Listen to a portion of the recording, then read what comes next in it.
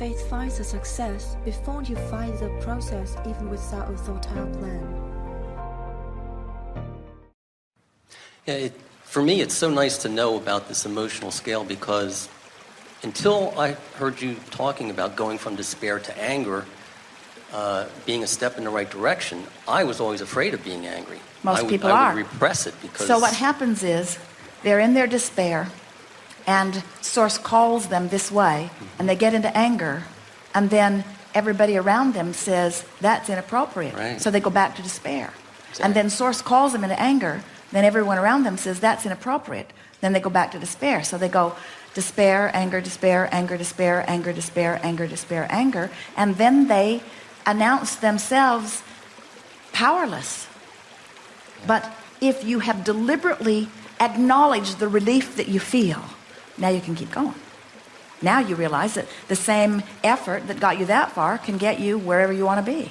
And it's interesting because you are multi-dimensional beings living varieties of lives on varieties of subjects. So some subjects, it's easy for you to stay in a good feeling range, and other subjects you're in a not very good feeling range, and you're sort of averaging a life experience that doesn't feel very much like you're in control. But once you take one issue and you deliberately improve the way you feel about it, now you've got it. Now there isn't anything that you can't improve if you're willing to lean in the direction of what feels better.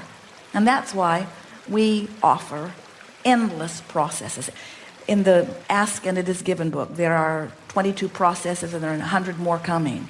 And what they all are, every one of them is about closing that vibrational gap, you see. Every one of them. And they are written with an understanding that different one of them work better depending upon where you are on the emotional scale. But really, you could throw them all away and just decide that you're going to fork in the direction of what feels best. If we were standing in your physical shoes, we would leave this gathering with two intentions. I'm going to make peace with where I am because it's okay. And I'm going to lean in the direction that feels even better. And if you could hold that as your mantra, where I am's all right, I'm still good, and Source still loves me and is still calling me.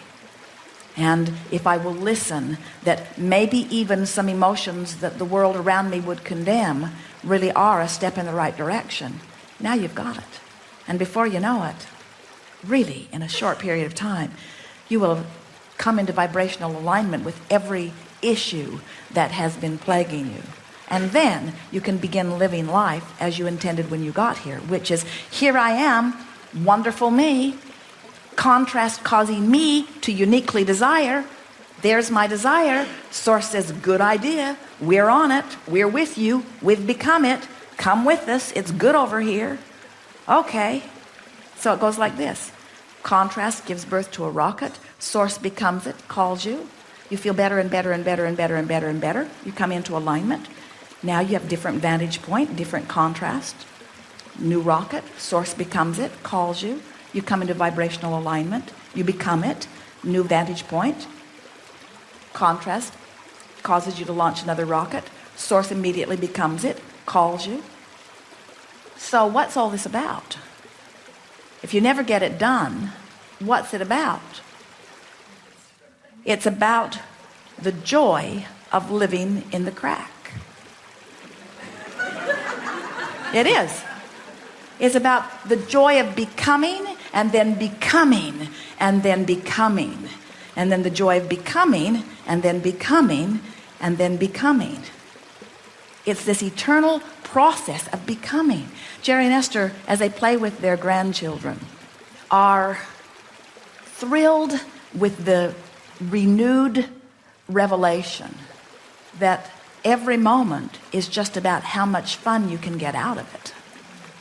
It's really funny to watch Kate. She's 3. She will come to play with them. And Jerry and Esther will set aside the day or the evening, the hours that she's there to play. And at first, the play is softer. And then it becomes more and more fun as the 3 of them get more stimulated about how to get more fun out of the moment.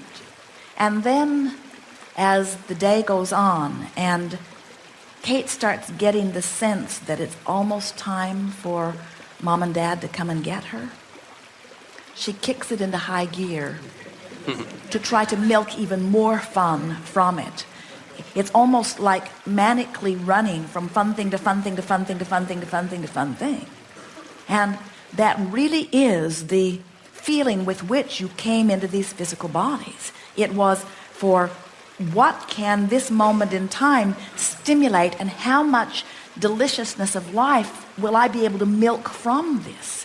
It's not about, here I stand in a not very good place and I must figure out how to get over there in a better place. It's, how can I receive the most from this moment of becoming, because it is the becoming that is life. It's not the getting there, because you never get there. Because as quick as you get there, contrast causes you to become something else that you've got to continue to become, you see. So if you don't get the hang of living life in the cracks, so to speak, there's the book. Living life in the crack as I fork along. In other words,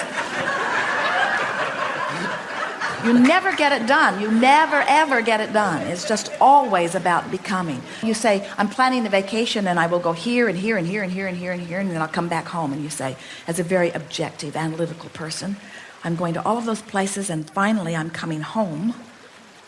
Home is my final destination, and I'm already home, so why go? I've got this vacation completed. I'll check it off my list. We say, you don't go on a vacation to get it done. You go on the vacation for the fun along the way, for the inspiration, for the insight, for the emotion, for the life-giving qualities of it, you see. And everything, you came into these bodies as a vacation, as an adventure, as an opportunity to be inspired to something that you become. And it is the becoming that is the stuff of life, you see. The inspiration feels good, yes. The realization of where I am in relationship to my new inspiration feels good. A recognition that I can achieve it feels wonderful. A listening for the inspiration feels great. Following the inspiration and seeing how it manifests, what fun. Feeling the momentum of it, feeling the passion of it, feeling the enthusiasm of it, feeling it culminating, the culmination of it, what fun. Having achieved the new thing, what fun. The new experience, the state of being, what fun, what fun. The new idea, what fun. The awareness that I'm not there yet, what fun. The awareness that now I will bring myself into alignment with it, what fun, what fun, what fun. You ever known an artist? They paint one thing and say, that's it for me. I'm an artist. What do you paint? Just this. Just this one thing. What now? Nothing? That's it for me. Well, how do you spend your time? I just admire this. Don't you ever want to paint anything else? Nope. That's all I came for right there. That's it. What's your occupation? I'm an artist. And what is it you do? Well, I did that. Not logical at all, is it? As fast as they finish one, they're off on the other. Sometimes they have several going at the same time. Authors are the same way. Songwriters are the same way. Sculptors are the same way. You are that. You are eternal creators. You can't shut it down. You're eternally that. And when you get in the flow of that, life gets fun. Good. Thank you. Yes, indeed.